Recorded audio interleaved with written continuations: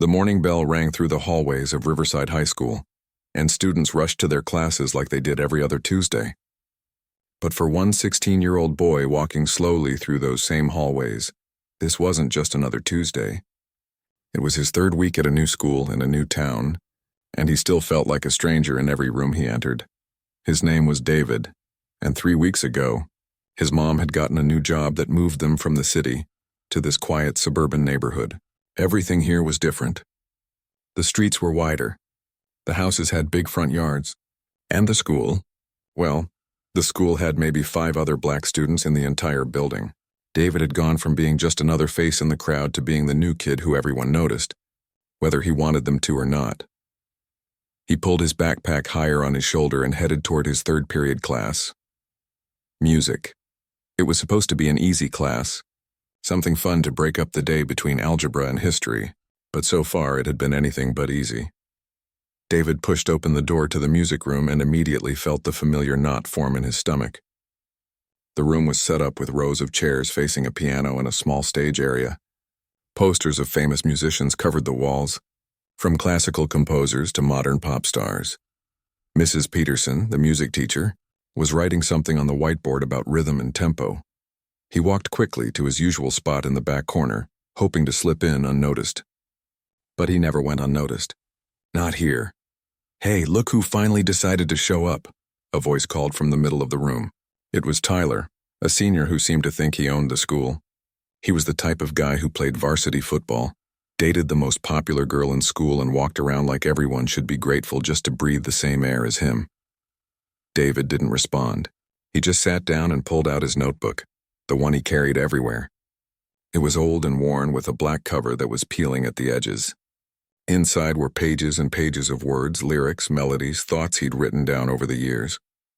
But nobody here knew about that, and he planned to keep it that way. "What's the matter? Cat got your tongue?" Tyler's friend Jake chimed in with a laugh. A few other students glanced over, some looking uncomfortable, others smirking along with the joke. Mrs. Peterson turned from the whiteboard. "All right, everyone, settle down. Let's get started." She was a small woman in her 50s with graying hair and kind eyes. David could tell she meant well, but she had that look that some teachers get when they notice tension in their classroom, but don't quite know how to handle it. She'd glance at him, then at Tyler, then back to her lesson plan, like she was hoping the problem would just solve itself. The class began with warm-up exercises. Mrs. Peterson played scales on the piano, and students were supposed to sing along. Most of them did, some better than others. David just mouthed the words, barely making a sound. He'd learned in his first week that participating only drew more attention. It was safer to be invisible. "I notice we have some students not participating," Mrs. Peterson said gently, her eyes landing on David for just a moment before moving on. "Remember, this is a judgment-free zone. Music is about expression and joy. Don't be afraid to use your voice." Tyler leaned over to Jake and whispered something David couldn't quite hear, but he caught the words, "Probably can't even carry a tune." More quiet laughter followed. The thing was, they had no idea. They looked at David and made assumptions. They saw a quiet black kid who kept to himself, who didn't dress like them, who didn't talk like them, who didn't fit into their world. And from those observations, they decided they knew everything about him. But they didn't know that David had been singing since he was 5 years old. They didn't know that his grandmother had been a gospel singer who'd taught him everything about using his voice.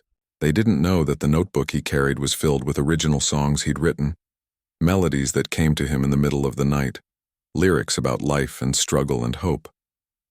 They didn't know any of it because they'd never bothered to ask. They'd just decided who he was and what he could or couldn't do. As the class continued, Mrs. Peterson talked about different genres of music, from classical to jazz to hip-hop. When she mentioned hip-hop, David saw Tyler's face light up with that look that meant trouble was coming. "Hey, Mrs. P," Tyler called out, interrupting her mid-sentence. "Since we're talking about different types of music, maybe we should get some variety in here. Get different perspectives." Mrs. Peterson smiled, not catching his tone. "That's a wonderful idea, Tyler. Music is universal and every culture has contributed so much to—" "Yeah, exactly," Tyler cut in, turning in his seat to look directly at David. "Like, I bet David here knows all about rap music, right? That's probably what you listen to at home?" The room got quiet. That uncomfortable kind of quiet where everyone knows something wrong just happened, but nobody wants to be the one to say it. David felt his jaw tighten. He kept his eyes on his notebook, his pencil frozen over a half-written line of lyrics. Mrs. Peterson cleared her throat. Tyler, let's stay focused on the lesson. Everyone listens to different types of music, and we shouldn't make assumptions. I'm not making assumptions, Tyler said, his voice dripping with fake innocence. I'm just saying it would be cool to have some diversity in our presentations. Maybe David could perform something for us, show us what he's into. I don't think that's necessary right now, Mrs. Peterson said, her voice firmer this time. We have a curriculum to follow. But Tyler wasn't done. Over the next few classes, he kept it up. Little comments here and there. Suggestions that David should participate more, should share his culture with the class, should show them what he's got.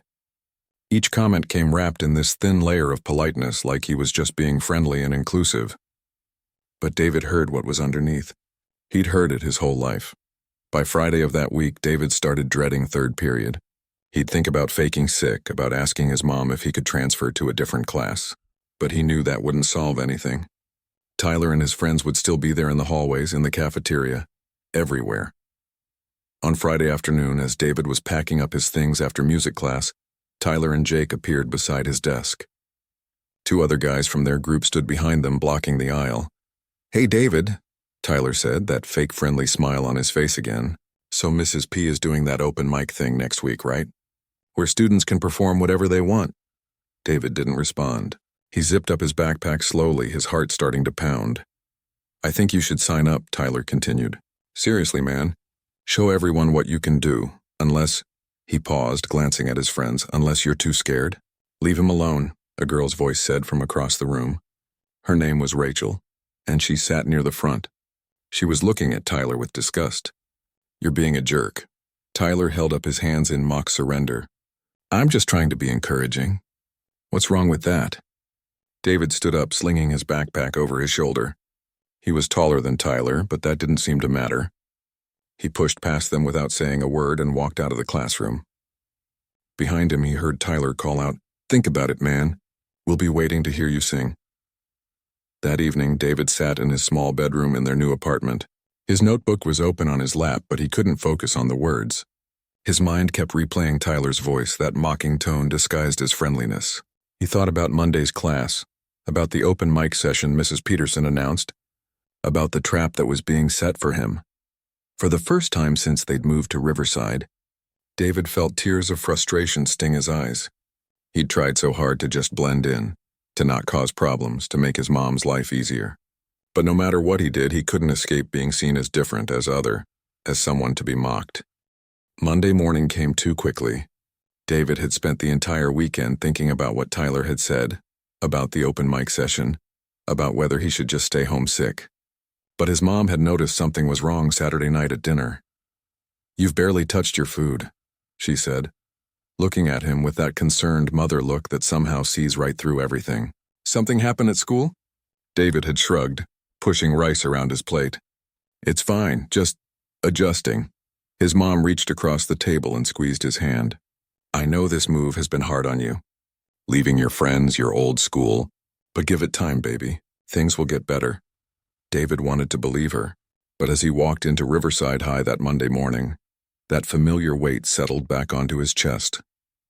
He went through his first 2 classes in a daze, barely hearing what his teacher said. All he could think about was third period. When the bell rang, he considered just walking past the music room. He could hide in the bathroom until the period ended.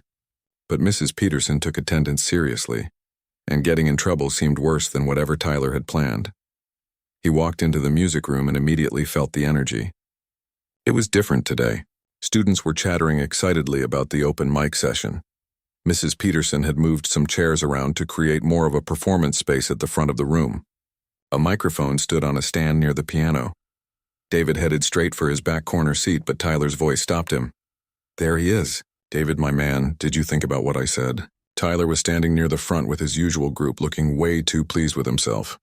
Leave me alone, David muttered, trying to move past them.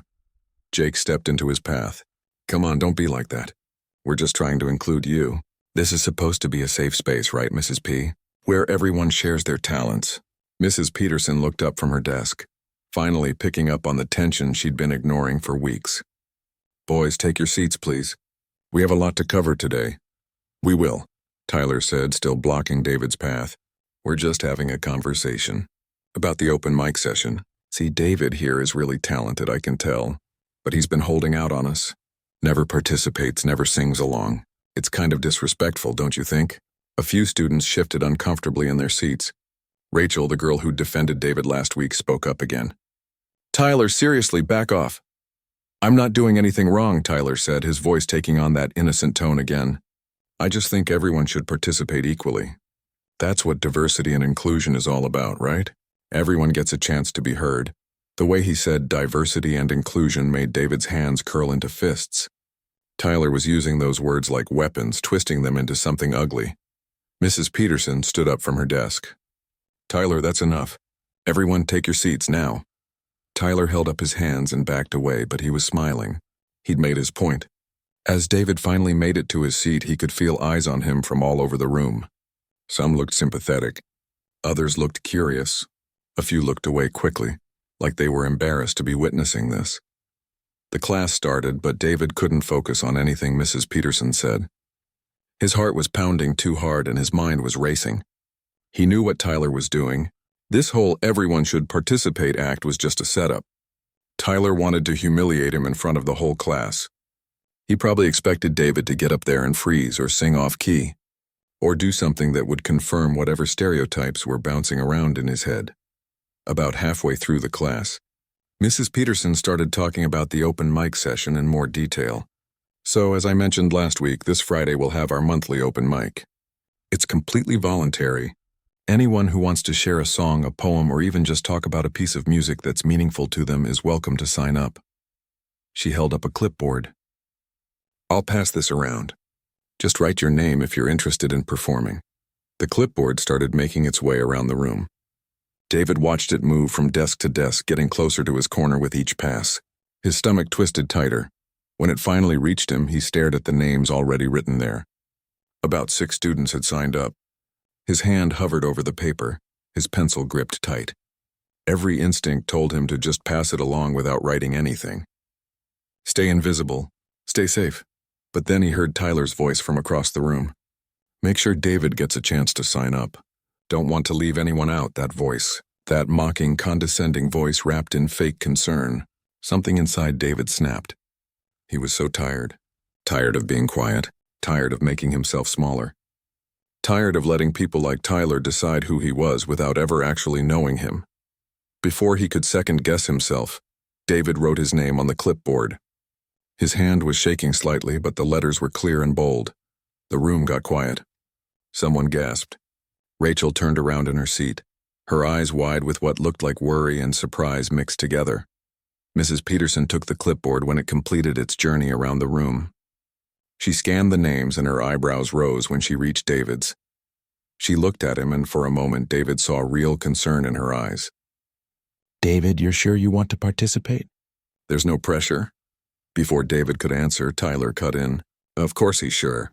Finally going to show us what he's got. Right, David? David met Tyler's eyes across the room. He saw the smugness there, the certainty that this was going to go exactly how Tyler planned. Is he? David said, his voice steadier than he felt. I'm sure, Tyler's smile widened. Awesome. Can't wait. The rest of the class dragged on forever. David couldn't hear anything Mrs. Peterson said. His mind was spinning, panic and determination fighting for control. What had he just done? He'd signed up to perform in front of the same people who'd been mocking him for weeks, in front of Tyler, who was probably already planning how he'd laugh about this with his friends. When the bell finally rang, David was the first one out the door. He needed air. He needed space to think, but Tyler and his group caught up with him in the hallway. They surrounded him, not quite touching, but close enough to feel threatening. So what are you going to perform? Jake asked. Got any good rap songs ready? Or maybe something more urban? Another one of Tyler's friends added, and they all laughed. David's jaw clenched. He kept walking, forcing his way through their circle. Tyler called after him. Better start practicing, man. Friday's coming quick. Wouldn't want to embarrass yourself in front of everyone. David didn't turn around. He just kept walking, his backpack heavy on his shoulders, his notebook pressing against his back through the fabric. Inside that notebook were dozens of songs. Original songs.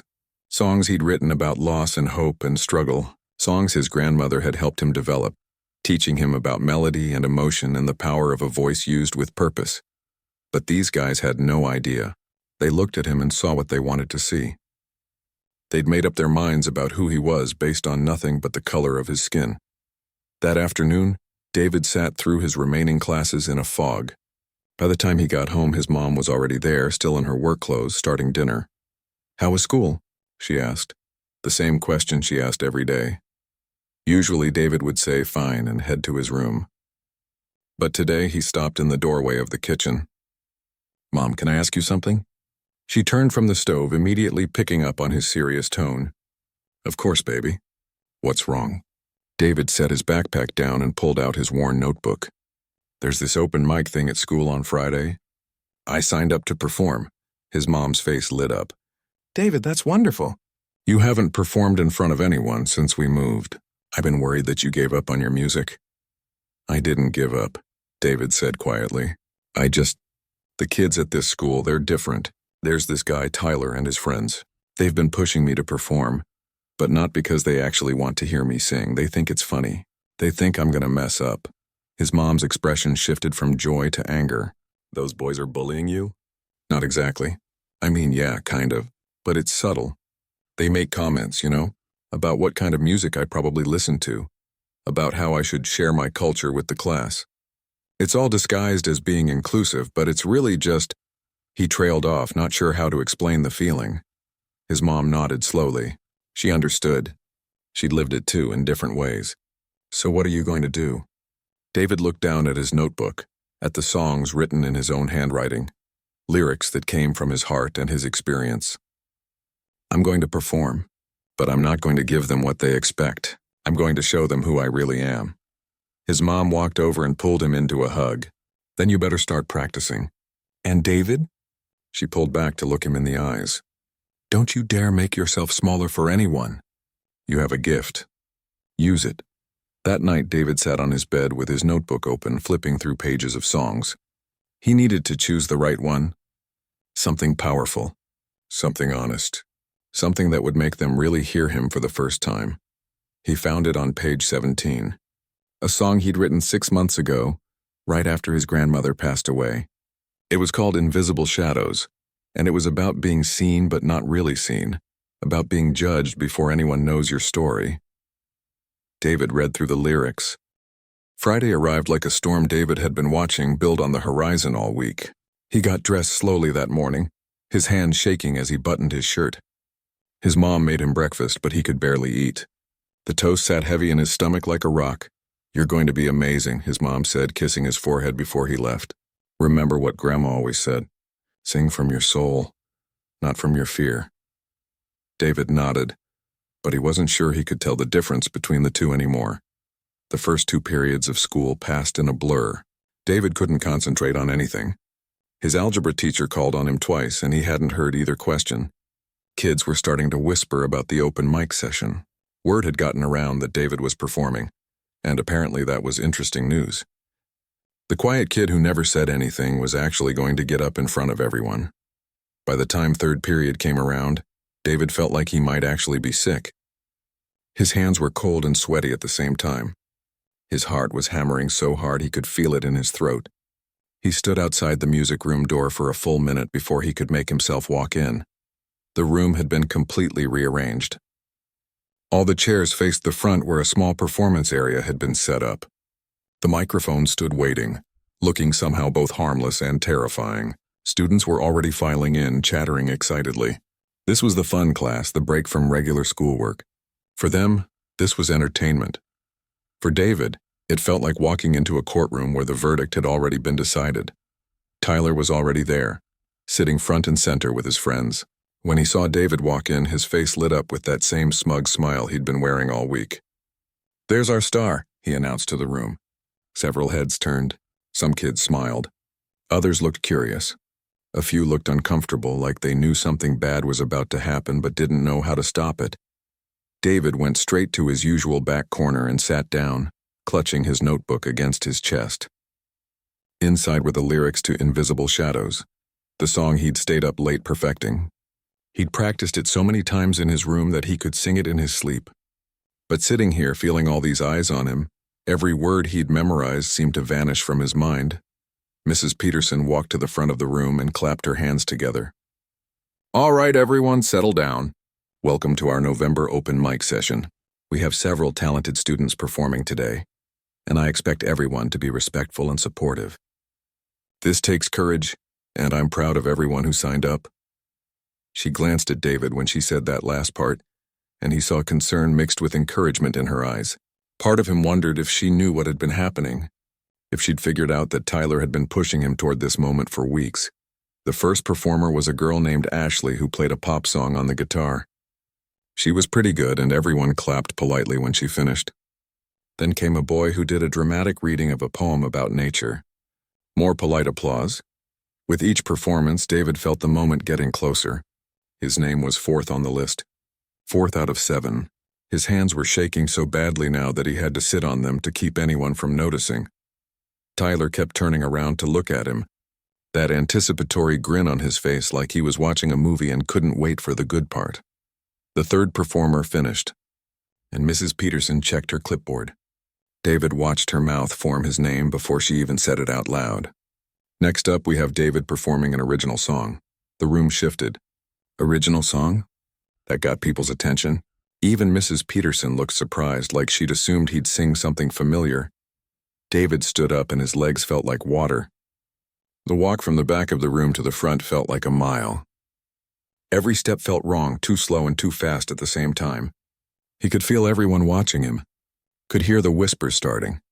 Tyler leaned over to Jake and whispered something that made them both snicker. David caught the word interesting and felt his face get hot. He reached the microphone and stood there for a moment, his notebook gripped tight in both hands. The room was completely silent now, waiting, judging, expecting him to fail. Mrs. Peterson gave him an encouraging nod from where she sat at the piano. "Whenever you're ready, David." David opened his notebook to the page where Invisible Shadows was written. His grandmother's voice echoed in his head. "Sing from your soul, not from your fear." He took a deep breath and looked up at the class. For a second, his eyes locked with Tyler's. He saw the smirk there, the certainty that this was going to be exactly the show he'd been hoping for. Something about that look made David's fear turn into something else, something harder, something determined. He wasn't going to give Tyler what he expected. He wasn't going to give any of them what they expected. David closed his eyes and let the first note come. It started soft, almost like a whisper, but it carried through the room with a clarity that made someone gasp. His voice was a tenor, rich and full of emotion, nothing like the silence he'd kept for weeks. The words flowed out of him, each line of invisible shadows carrying weight and meaning. He sang about being seen but not known, about being judged by people who never asked his story, about walking through spaces where everyone had already decided who you were before you opened your mouth, about the weight of stereotypes and assumptions and the loneliness of being invisible in plain sight. As he sang, something shifted in the room. The whispers stopped.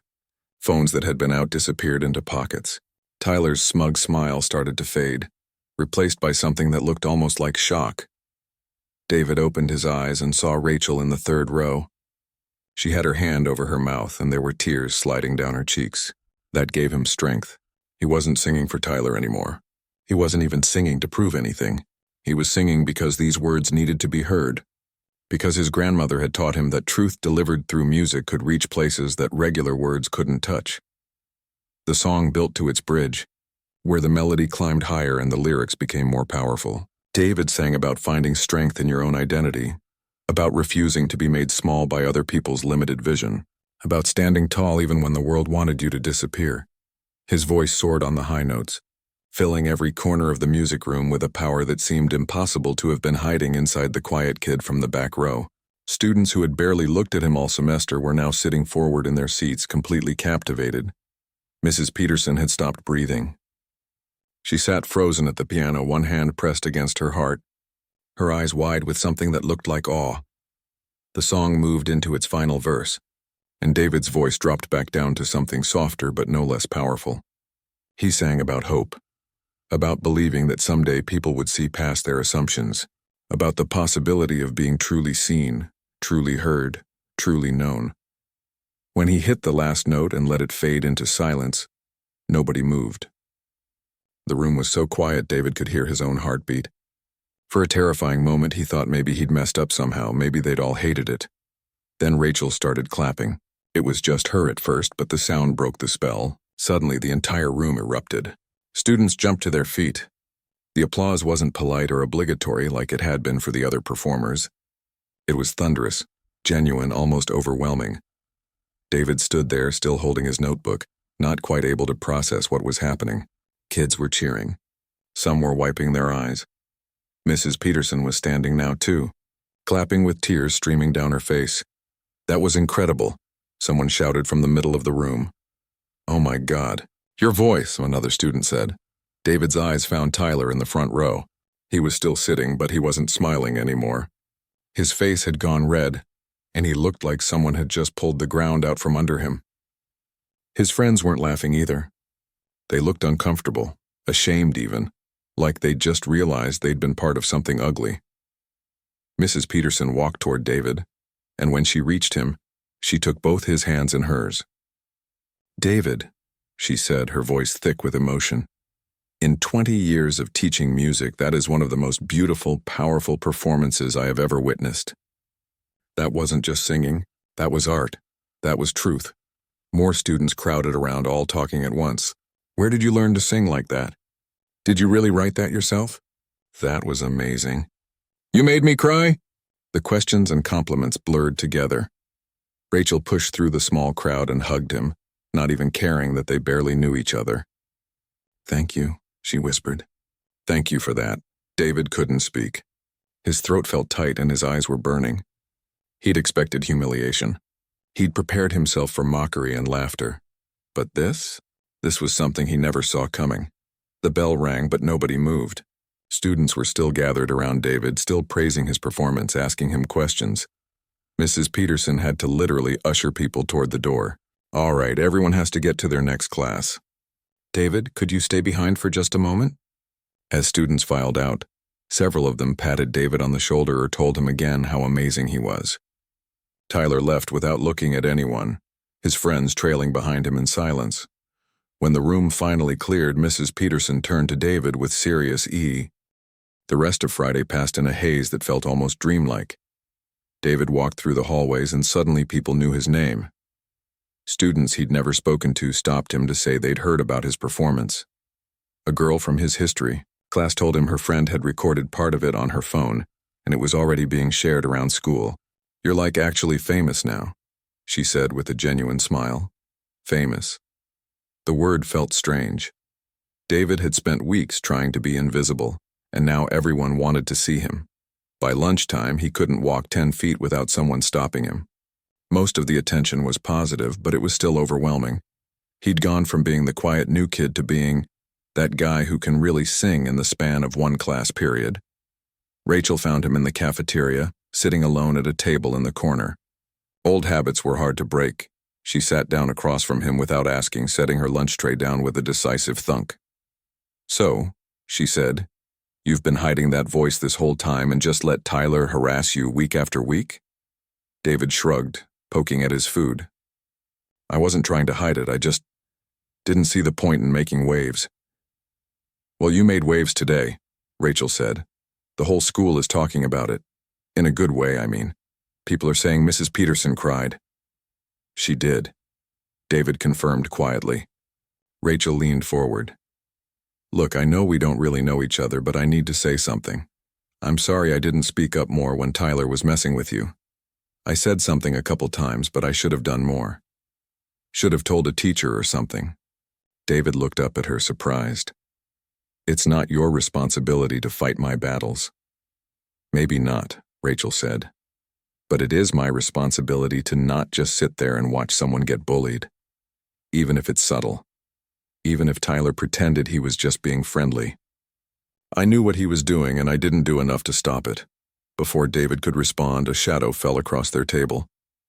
He looked up to see Tyler standing there, his hands shoved in his pockets, looking more uncomfortable than David had ever seen him.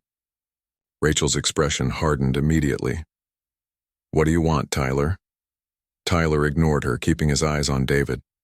"Can I talk to you, just for a minute?" "I don't think so," Rachel said, starting to stand up like she was ready to physically remove him. But David held up a hand. "It's okay." He wasn't sure why he said it. Maybe curiosity. Maybe because some part of him wanted to hear what Tyler could possibly have to say after everything. Rachel looked at David like he was crazy but slowly sat back down. "I'm staying right here," she said, crossing her arms.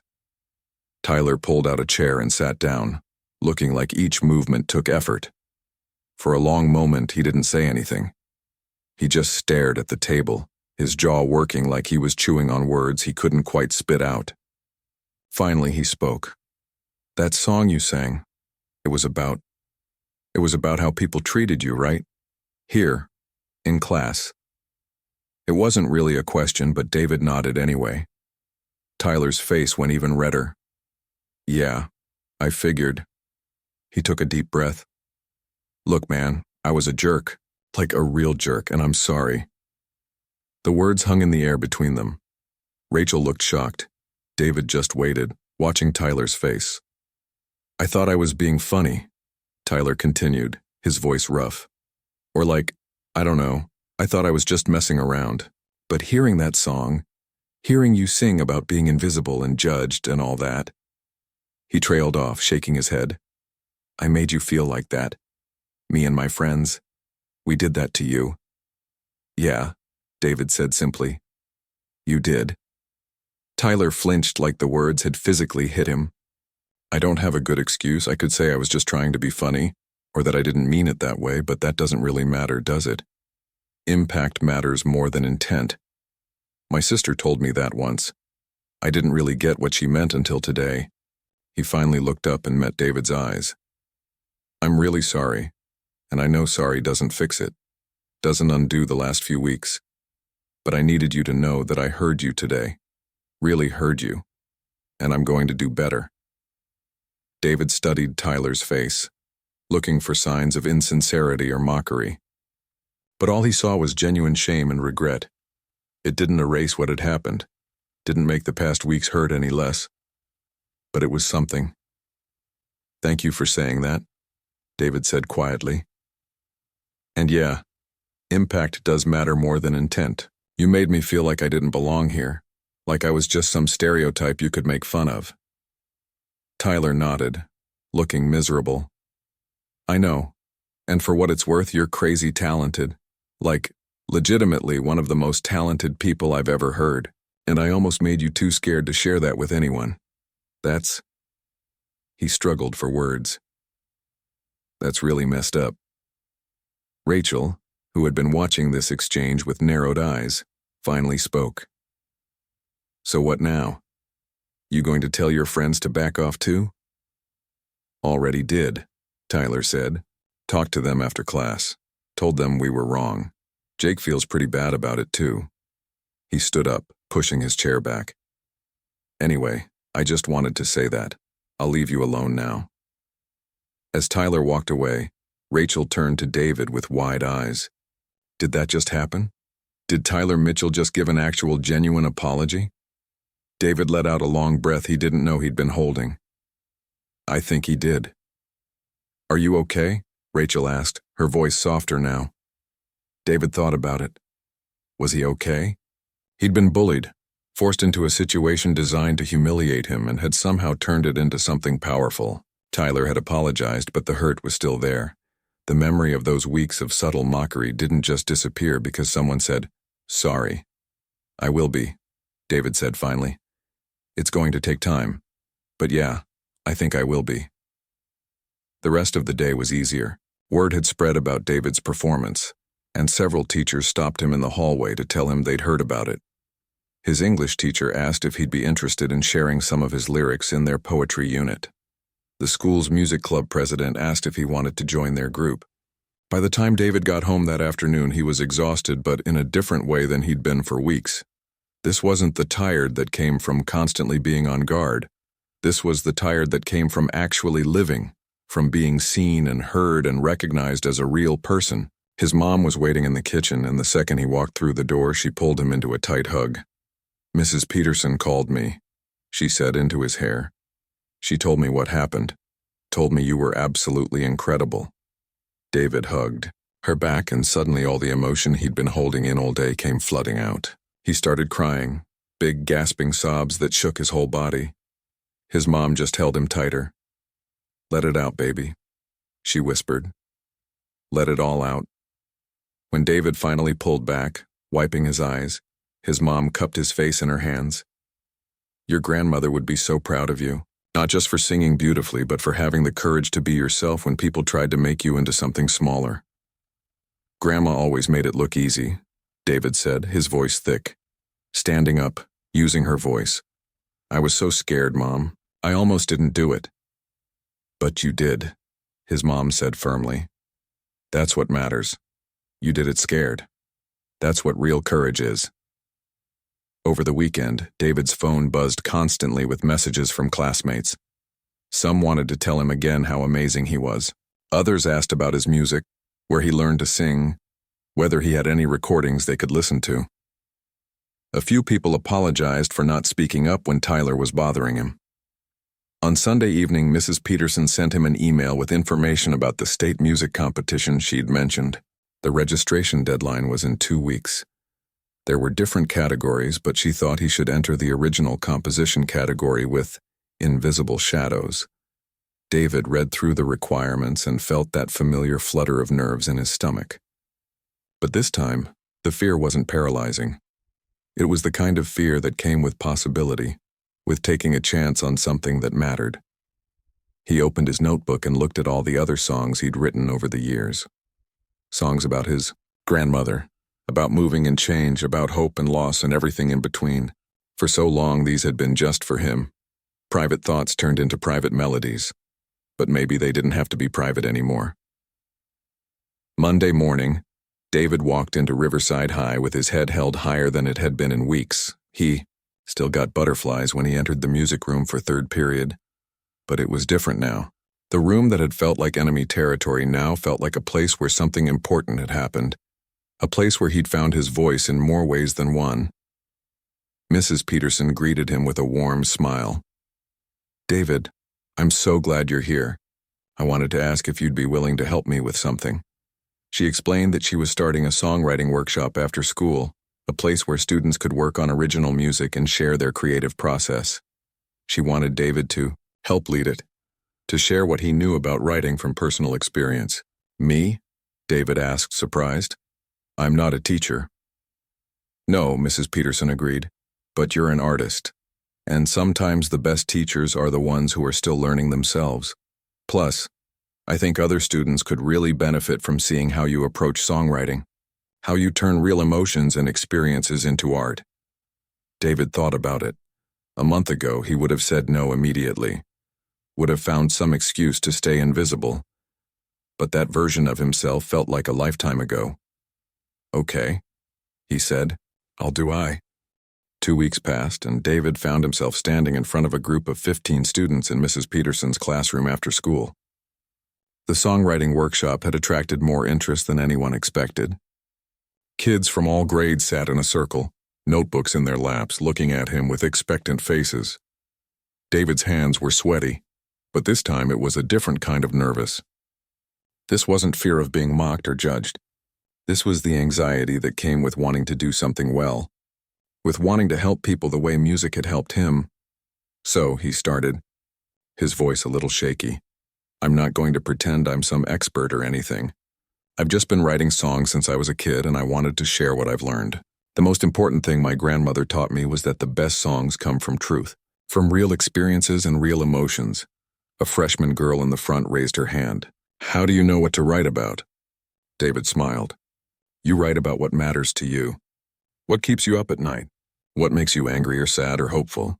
For me, Invisible Shadows came from feeling like nobody saw the real me. Like people had already decided who I was without ever asking." He saw several students nodding, like they understood that feeling more than they wanted to admit.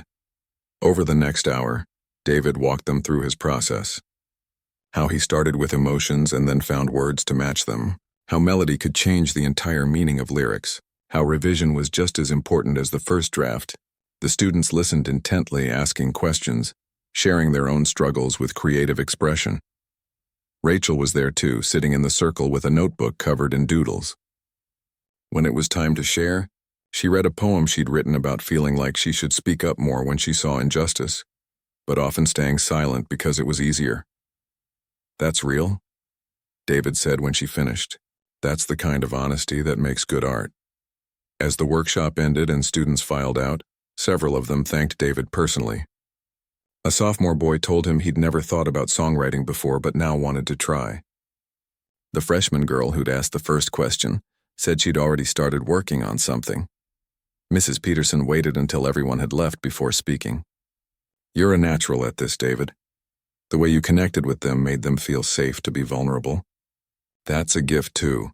David felt warmth spread through his chest. A month ago, he'd been afraid to even participate in class.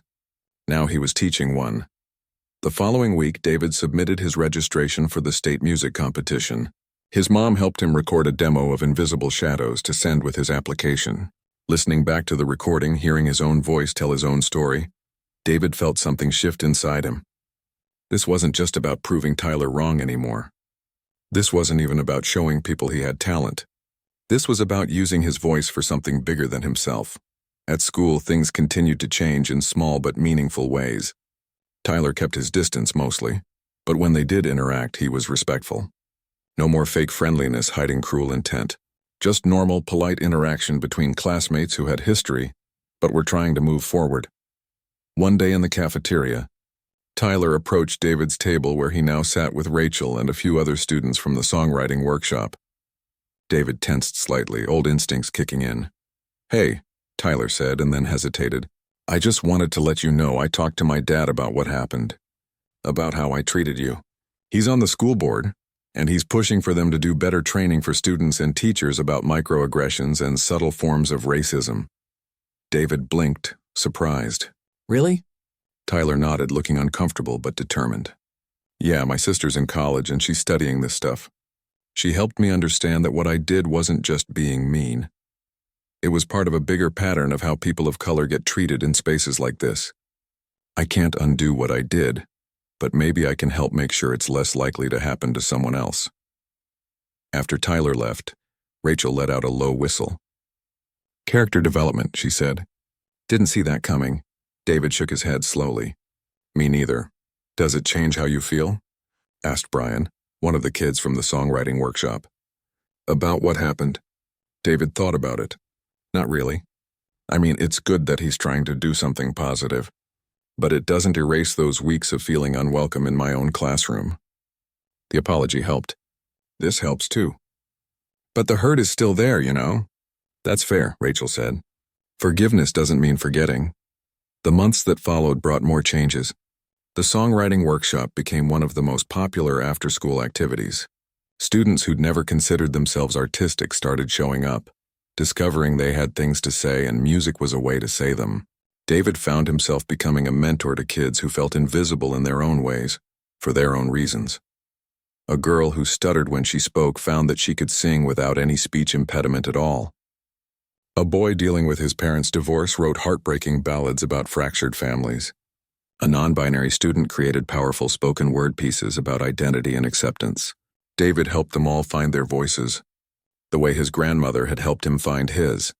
Mrs. Peterson told him one day that she'd seen more student engagement in these few months than in her entire previous year teaching. "You did this," she said. "You created a space where people feel safe to be real." In late January, David got the email he'd been waiting for. He'd been accepted into the state music competition.